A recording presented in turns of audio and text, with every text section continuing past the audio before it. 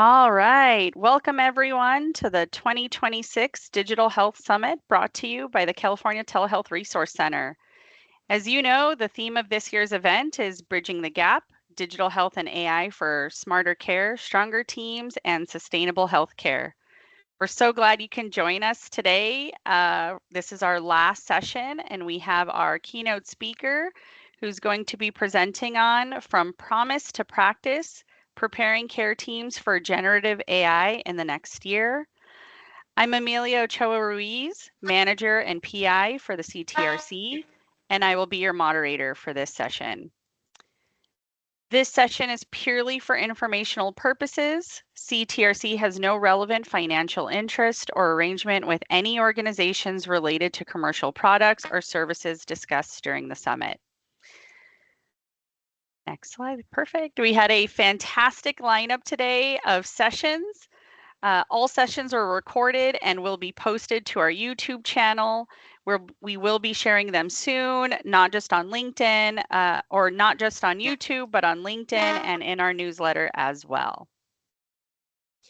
Before we begin, I'd like to go over a few helpful tips to help you navigate the session.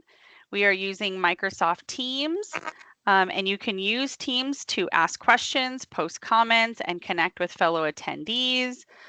This session, like I mentioned, is being recorded. If you encounter any technical issues, you can reach out to a member of the CTRC team on either Teams, or you can contact us at caltrc@ochin.org.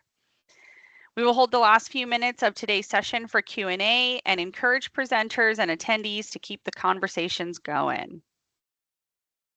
The work of the CTRC would not be possible without funding and support from the Health Resources and Services Administration's Office for Advancement of Telehealth and the California State Office of Rural Health, part of the Department of Healthcare Access and Information.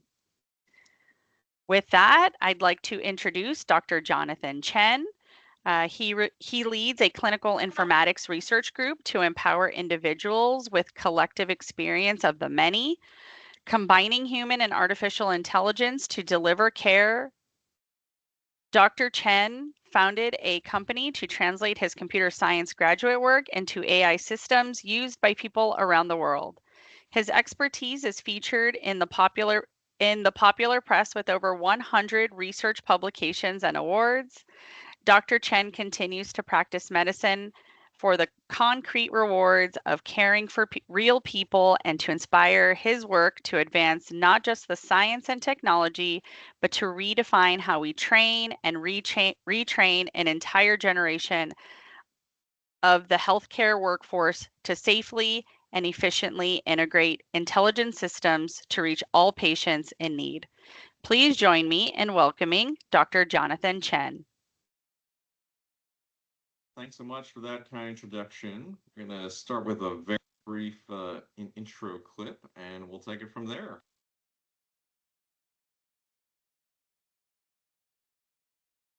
Hi, everyone. This is Jonathan Chen, and I can't wait to see you in person for a compelling and fun session together. Oh, wait, that wasn't me. That was just an AI-generated avatar. Just a little preview of the fun and provocative learning we'll have together.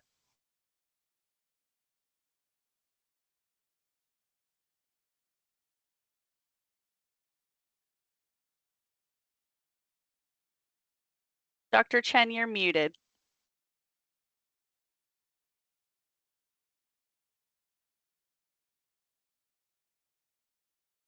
And Dr. Chen, we still don't hear you.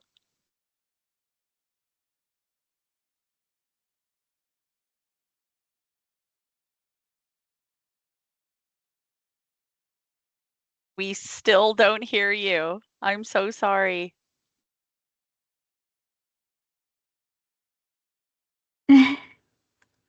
Crystal, I just want to confirm it's not just me, right? Yeah, no, I can't hear him either.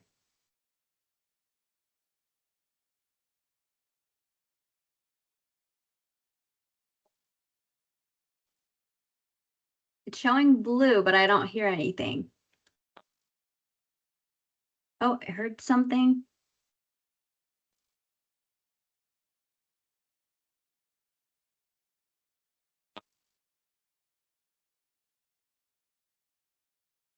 Working? How about now? You Yes. should be able to hear me now. Now it's Perfect. working. Perfect. Very good. You can tell I'm a real person because we have AV issues with Microsoft Teams. I was just going to say, I mean, like, for example, this is an ordinary looking object, children's toy. Everyone's played with Rubik's Cube, yes? But if you watch close, yeah, do not blink, you might miss the moment that actually even a complex problem like AV issues can be solved before you know it. I also know what some of you think, this has got to be a trick or something. This thing must have rubber bands in it. This internal motor, LED panels. I bet this thing has a reset, but you flick on the side and then it just solves itself. It's not what's happening. It's not what's happening. I think it has a switch where it can go from like solved to unsolved, solved, unsolved. The other possibility in this day and age you must consider, is this all just an illusion? Was this thing actually mixed up at all 6 sides? It absolutely was. You can expect anything you want, even in real life. But Arthur C. Clarke's any technology sufficiently advanced is indistinguishable from magic. But it's not magic. It's not magic. It's actually just algorithms, advanced algorithms deliberately applied to a complex problem. And that it can look like magic, even though it's a very rational explanation. Kind of keep on diving through. I don't know how you handle merging different headlines, yeah, based on some of our work we're doing. AI is defeating doctors at diagnosis. I did not write that headline. Okay, but it triggered a lot of very angry people to read this article, so I suppose it kind of served its purpose. What do you do now when rapidly emerging AI systems can handily pass law exams, business exams, medical exams?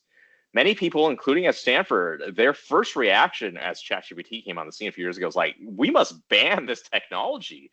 We have no idea how to cope with it. After all, when you give someone a medical degree, you want them to know medicine, not how to use a bot. I don't know, why do you give someone a medical degree? What is actually making a professional, especially in a high stakes area? Here's a broader theme I want you to think about. You must think about not just where we are, but where we are going. This is a chart showing over time how well different large language models, chatbot AI systems have done in answering medical questions. I had students working on this 6 years ago. At the time, it was getting like 33% accuracy. Oh, that's not very good. It's barely better than random. I stopped paying attention to this technology because it just didn't seem very good. And then what happened 3 years ago? ChatGPT emerged on the scene, fastest growing internet application history. Whoa, just out of the box, GPT 3.5, 60%. It can kind of barely even pass a medical exam. That's crazy. I had some of my colleagues say, yeah, well, that's fine. If you want a doctor who barely passed medical school, you can talk to this chatbot. This thing's not smarter than me. And I thought, boy, is that the wrong way to think about this. A few years ago, this technology was unusable. Now it's kind of like borderline passing. It's really not that hard to project where we're going in the not distant future. Indeed, a matter of months later, MedPalm, MedPalm 2, GPT-4, multiple systems emerge, can handily pass the exam, outscoring your average doctor, outscoring your above average doctor. You may also note that I stopped updating this chart over 2 years ago because basically every frontier model, your ChatGPT, your Claude, your Geminis, et cetera, like all of them can handily pass this exam, 90+%. Some of them are even claiming 100% on this exam. Then again, what is a bunch of multiple choice questions? Nobody's job is to answer a bunch of multiple choice questions all day. We have to deal with complex, open-ended, nuanced reasoning and the kind of care scenarios you encounter, yes? Don't worry about all the text, but here, this is a concrete example of a clinical case vignette, right? This is patient H&P, basically. These are real scenarios we give to our students, relevant information and irrelevant information, just like in real life. A lot of the work is figuring out how to put the story together, get the relevant information from the patient, since they don't know. They have to just tell you anything they can. And we don't ask multiple choice. We ask complex questions. Can you summarize this question in 200 words? Give a differential diagnostic schema. Write a prioritized problem list and explain the key factors, the pros and cons for your choices. This is really unpacking the medical reasoning underlying the actual decisions and the diagnostic choices. The key to advancing the state here of AI, actually, ironically, is actually your English teacher who knows what to do next. It's your educators, because how do you give quantitative feedback to like an essay, right? You look at your trainees, your junior people, your peers, you're teaching them something and they're writing a note or a document. Are they doing a good or bad job? How do you evaluate that? Well, it's the educators who wrote rubrics, right? Well, you get 1 point for this, 1 point for that. And there's a way to kind of reason through and give a systematic way to give feedback to whether such a response is good or not. So we've done several studies like this. I'm going to summarize just a couple of them, where we kind of laid this out. We took, in this case, complex diagnostic cases, And we didn't ask multiple choice. We said, explain your reasoning, differential diagnosis, next steps. And we had real doctors go through these scenarios, and we graded them with expert consensus grading. It's actually very laborious to grade this, but that's the standard for medical reasoning. And we randomized half of the doctors participating in this study. They could have access to the usual internet. Go to PubMed, go to Google. You can look up any articles. Just don't talk to an AI chatbot. The other half of doctors in this study, we gave them access to GPT-4 in this case, one of the versions of ChatGPT in the prior year. And here's what's interesting. In the score distribution, doctors plus usual internet, they do okay. Those who instead got access to GPT-4 maybe did a little bit better. It actually didn't make that much difference, which is strange. That is not what we expected, because it turns out if you ask GPT-4 by itself, it actually outscored all of the doctors, including the doctors who have access to GPT-4. Like, what is going on here? This really flies in the face of the fundamental theorem of informatics. Human plus computer. When you combine the two, will deliver better results than either alone. Doesn't that sound so good? I used to say this a closing line for my keynote presentations for years. I don't say that anymore. So I'm kind of unsure right now. This human in the loop in the middle kind of seems to be slowing the computer down. Maybe it's time to just get out of the way and let the robots take over, especially in a virtual telehealth environment, right? You can't do a physical exam that way either in the kind of same way. It's all conversation and expression. By the way, GPT-4, for those paying attention, that's like 2.5 years old. That's some ancient technology. We're talking about this for. So now, in addition to large language model chatbots that are essentially autocomplete on steroids, they digested the internet and they just keep guessing the next word over and over again based on what they've seen before.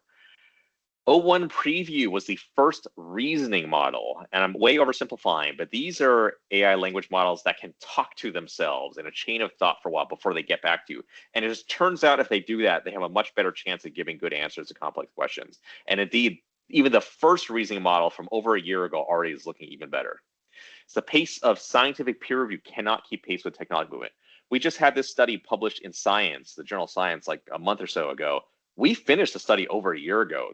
Peer review cannot keep pace with how fast technology is moving. We're already 4 generations beyond this. It's just, that's the process happening. So we also did another study published in Nature Medicine. You know, medical diagnosis is a classic test question. It has this very nice structure that computer scientists like. Symptoms go in, diagnosis code comes out. But in real life practice, I bet you actually rarely struggle with medical diagnosis. Sometimes it is, there's a rare disease or an odd presentation. That's sometimes what you're trying to figure out.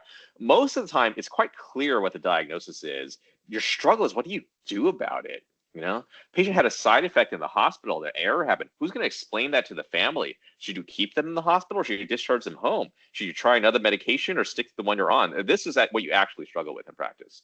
So we had another battery of cases that kind of assess these complex management reasoning. And again, same structure, randomized trial. Doctors plus usual internet accessing these, they do okay, but by design, it's a hard test. We gave other doctors access to GPT-4, and they did do better. They did do better. Humans and computers can work together to improve the capabilities.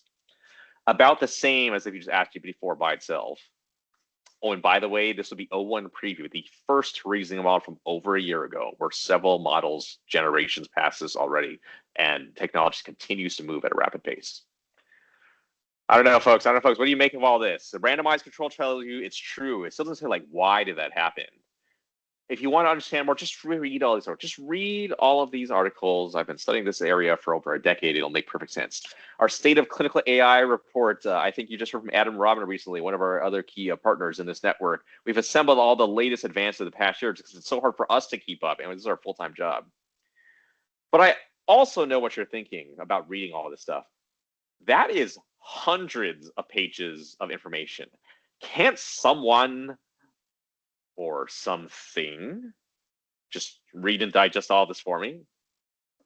So yes, you can. I don't know how many of you already tried Notebook LM or very similar tools like that. This one's a free resource available for Google. You should try it yourself. You can upload all those articles you're interested in, and then it'll create a summary, an FAQ. You can chat with the documents.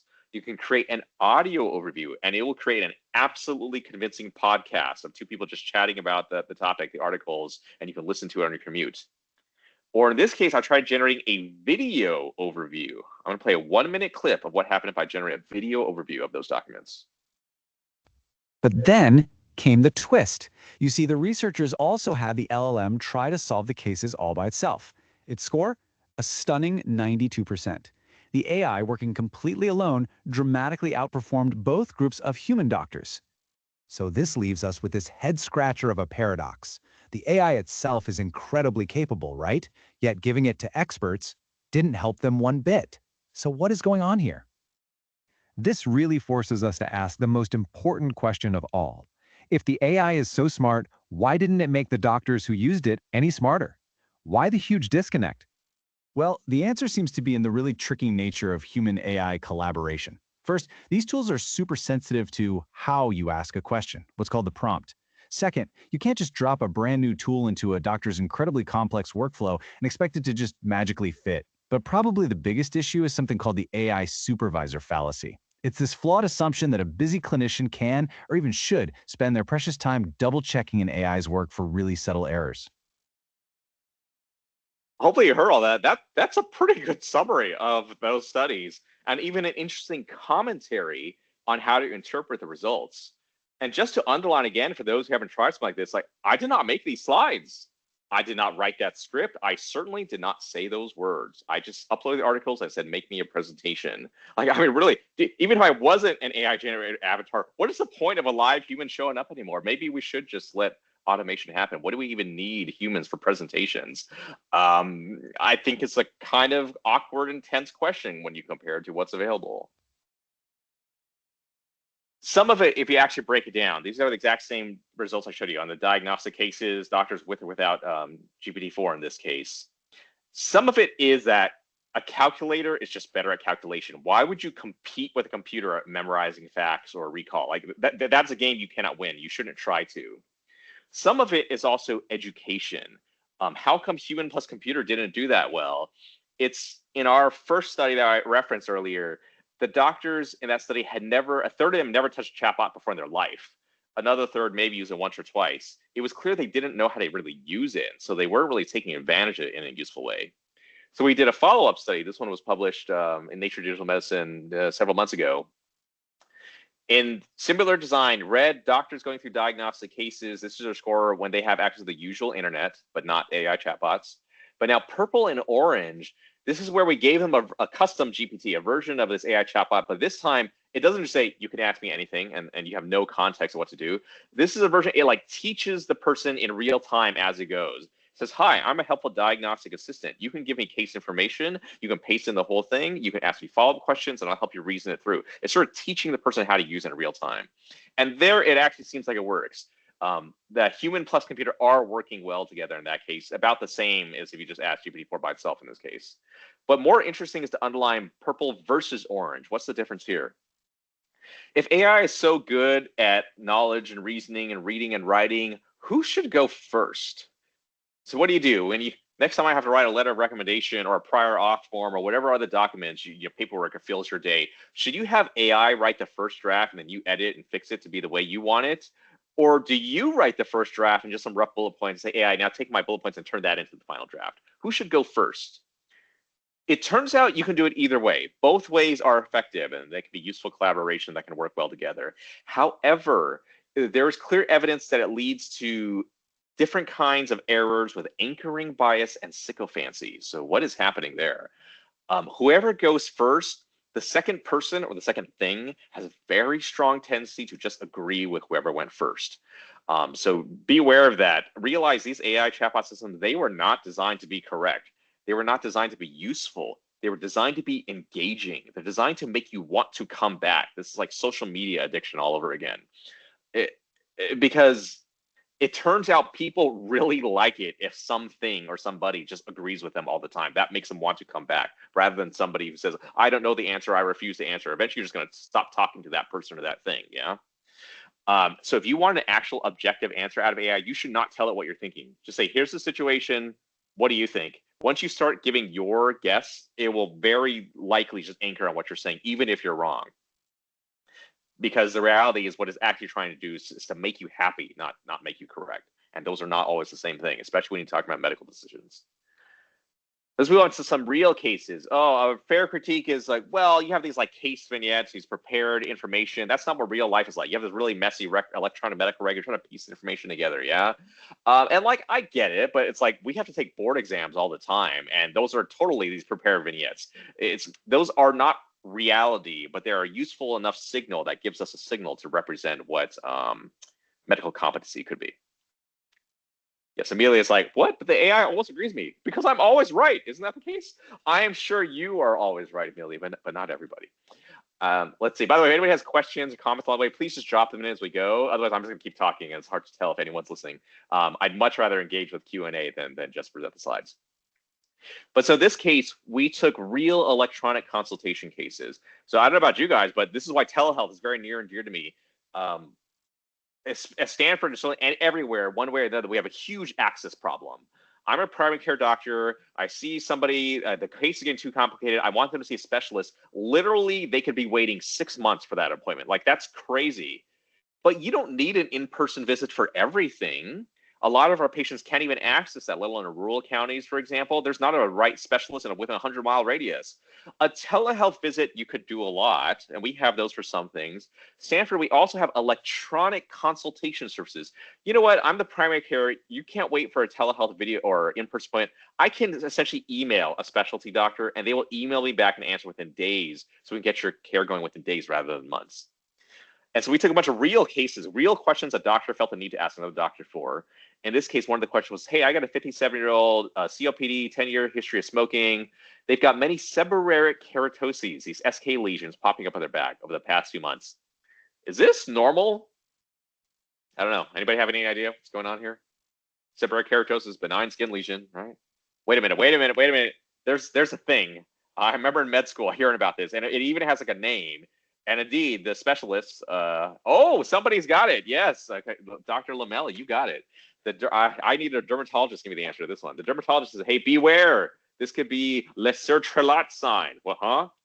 You need to ensure age-appropriate cancer screening, including a colonoscopy. This person probably has cancer, is actually what's happening. They probably have a GI malignancy, and this is a paraneoplastic syndrome. You need to do some additional workup. You should not dismiss this. What's interesting is we tested all the best frontier AI models available today, including many medical ones. And 20% of them recognize the situation. Ooh, something's wrong. You need to do some more tests and workup. But that means 80% of them did not. 80% of them said, I don't know, benign skin lesion, nothing to do, reassure the patient. That's not good. That's not even safe, yeah? Doing nothing is not the same thing as doing no harm. If you don't act when important things are coming up, that's actually going to be very harmful to the patient. On the other hand, what is our benchmark for quality and acceptability? We tested a bunch of doctors in this case, and none of the 10 doctors we asked realized something was wrong in this case.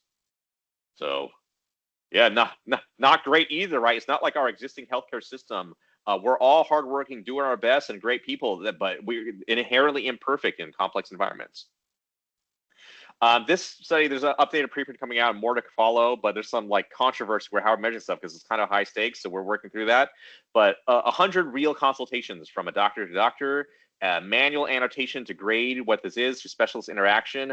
I'll give you the highlights. We also then tested another 100 doctors from around the nation, including not just academic physicians, right, but just regular people practicing in the community. But we stuck to generalist physicians, like a primary care type person who might be asking for specialist help.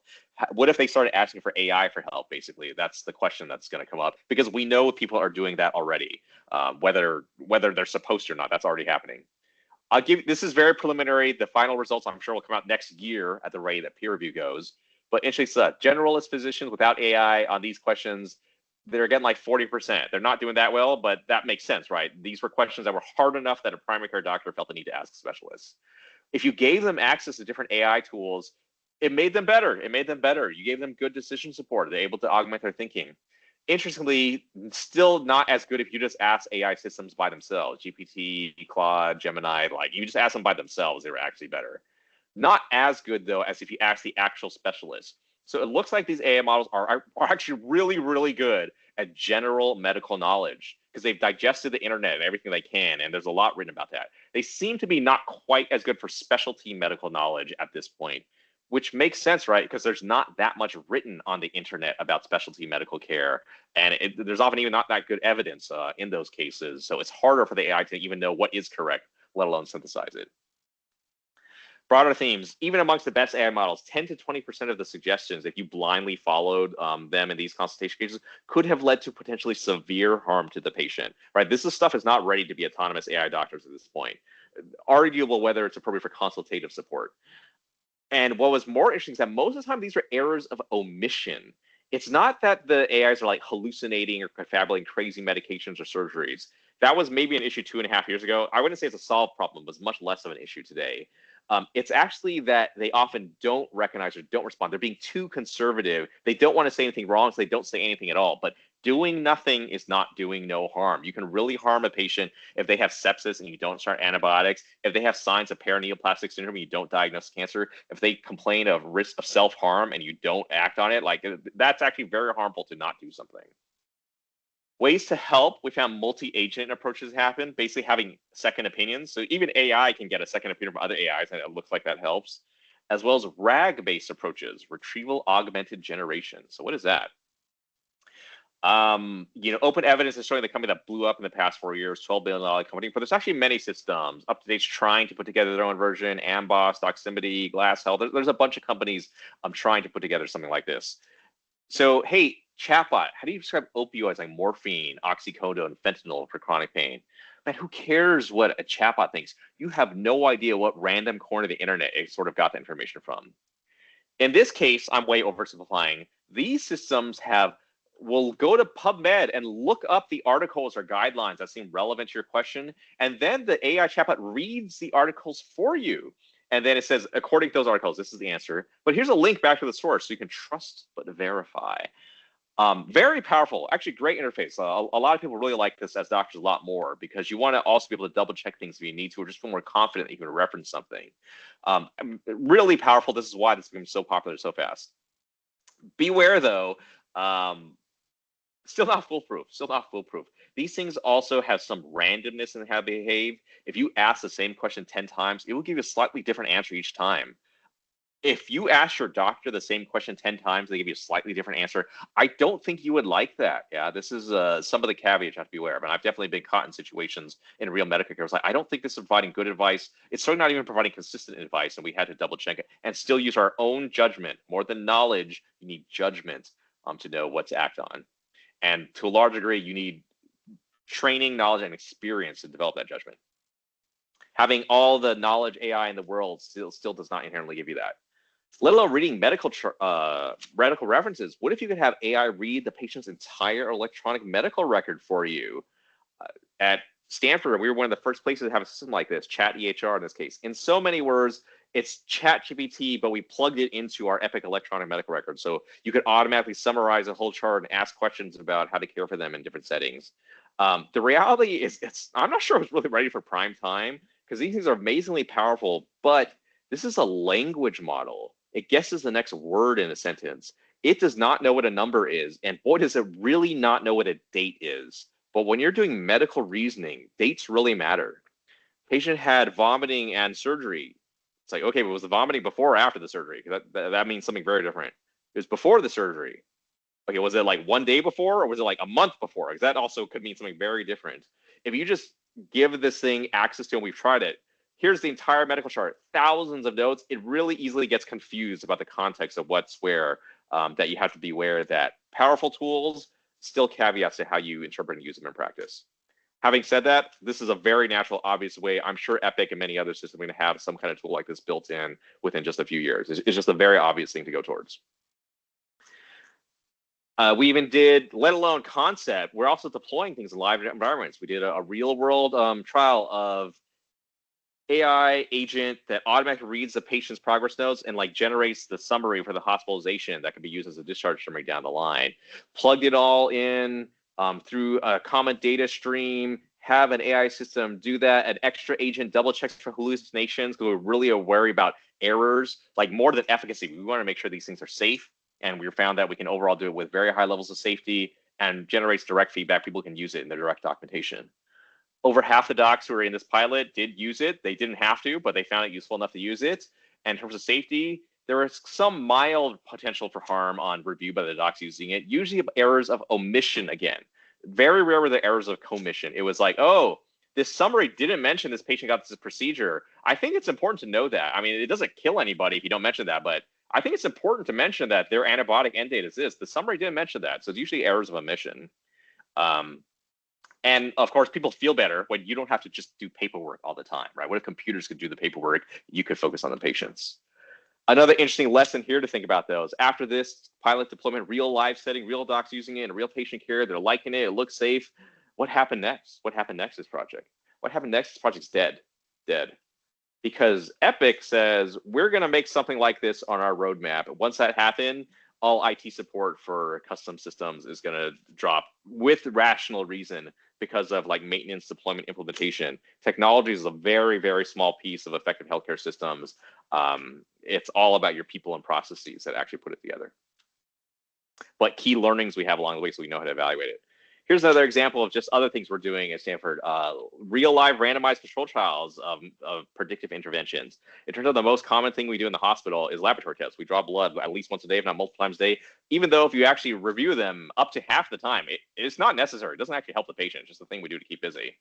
So you could just have this very blunt alert. Doctor, stop ordering lab tests so much. But then some patients need it. Here we have a smart alert.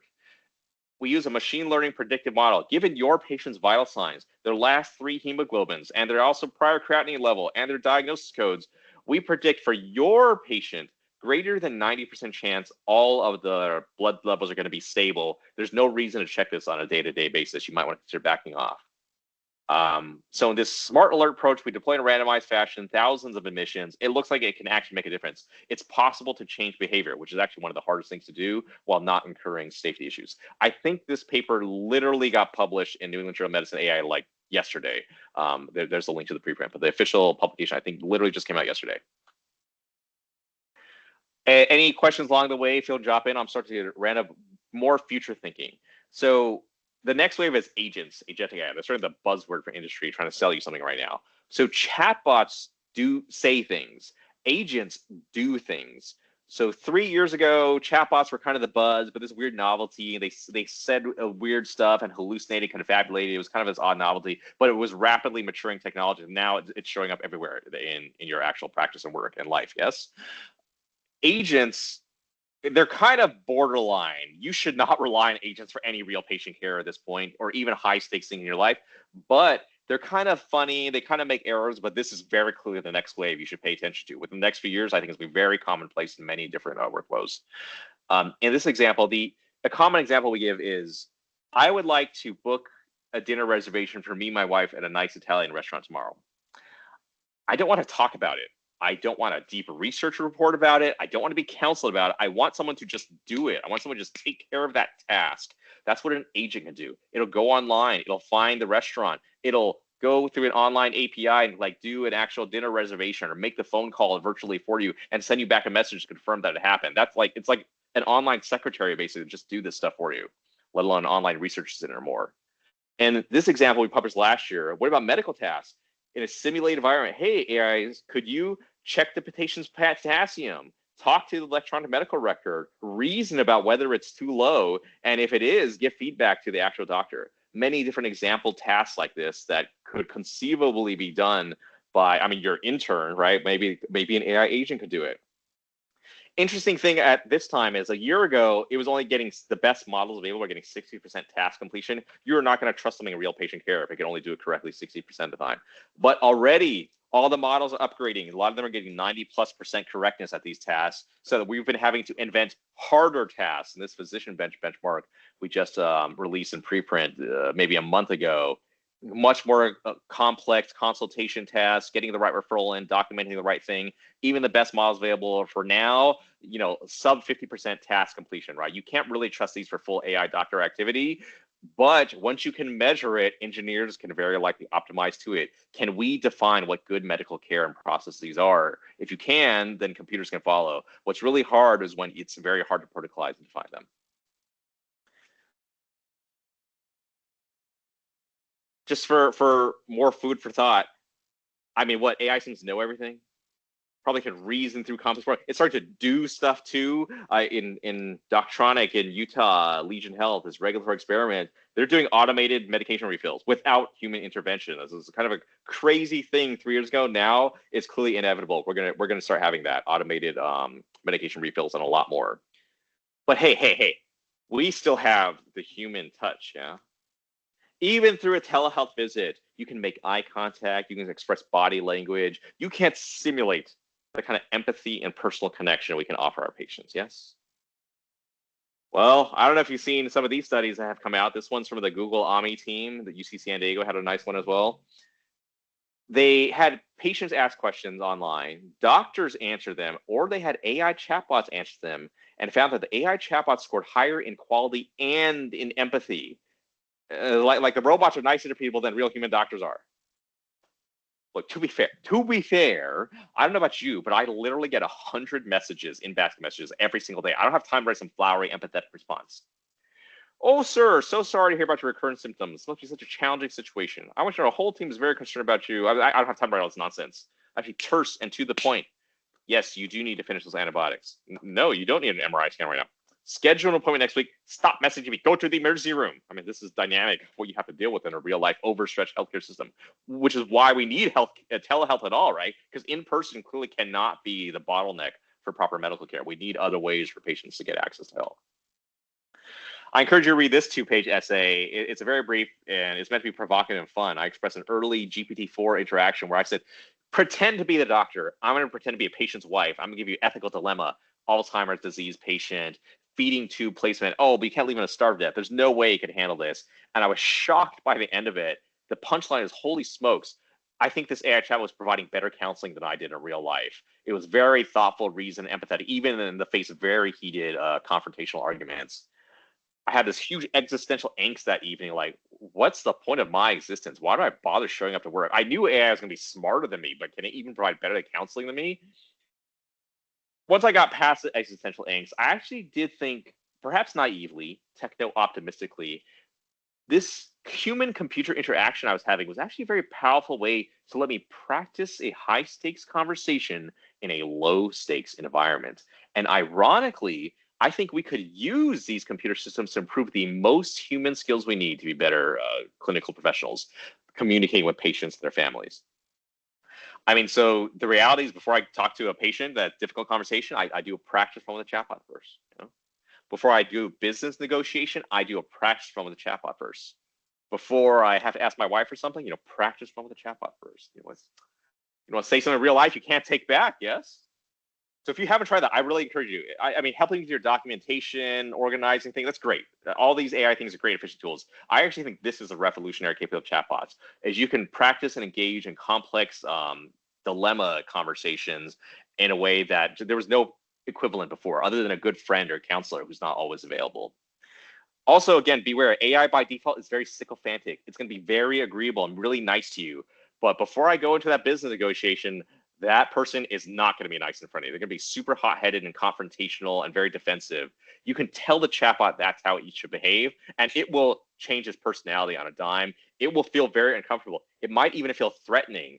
And when I did that practice, but that's good, I want to practice when it's confrontational and heated before I go into the real conversation. I'm not prepared for it. And the real conversation totally was everything I expected it to be. So good thing I practiced a little bit. Take this Conversation with my wife is actually very friendly and conversative, but she talks to ChatGPT probably more than she talks to me because it's a lot more helpful than I am. It can contextualize so much more about her work in life in a way that I don't fully understand.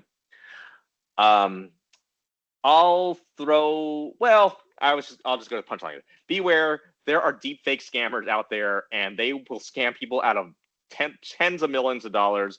If I'm an AI generated avatar, that's kind of a funny situation, ha ha ha, good gag in a presentation.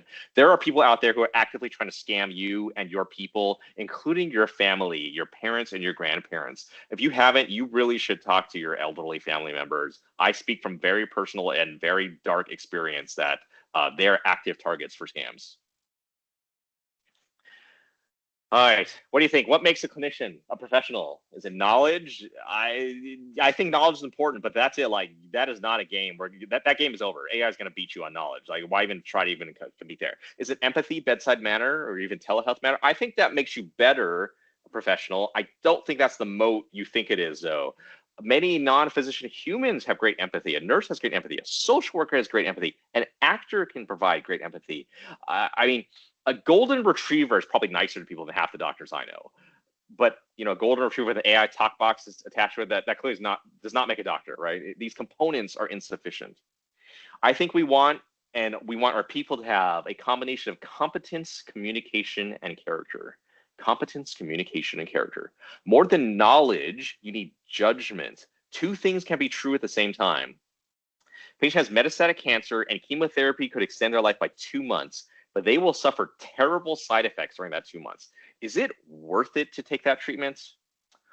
Ooh, worth it. Worth it is not a question of facts or evidence or statistics. Worth it is a question of preferences and values. That is the thing that only humans can provide. Computers cannot tell you that. More than empathy, I tell my trainees you need influence. Can you make another person do what you want them to do? If you tell the patient to take the vaccine, but they won't take it, like, who cares what you know? If the surgeon won't go to the operating room, who cares what you know? If the insurance company won't pay for the procedure, who cares what you know?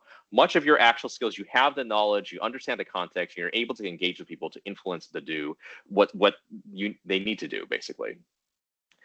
And then character, rather than just liability, you could sue me or you can sue the tech company, even though they take no liability for anything. They're really kind of in this weird situation where they expect you to take all the liability. I think that's still different than being responsible. When you have a patient in your care, you take personal, professional responsibility. I'm going to take care of you. We're going to figure this out. And that means something more than just you can sue me. And by the way, you need knowledge to have responsibility. I take responsibility to fix your car. That means nothing because I have no idea how to fix your car. I take responsibility to make sure you're on the best heart failure medications in a safe, responsible way. That means something because that is something I've been trained and I have the knowledge to know what that means. Warner Slack riffed off RTC Clark said any doctor who could be replaced by computer should be replaced by computer.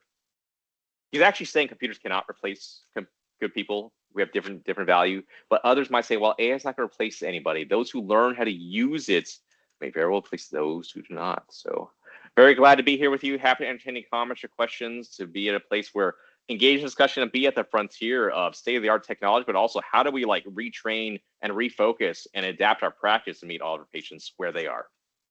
Thanks, everybody. Thanks, Dr. Chen. We do have one question for you.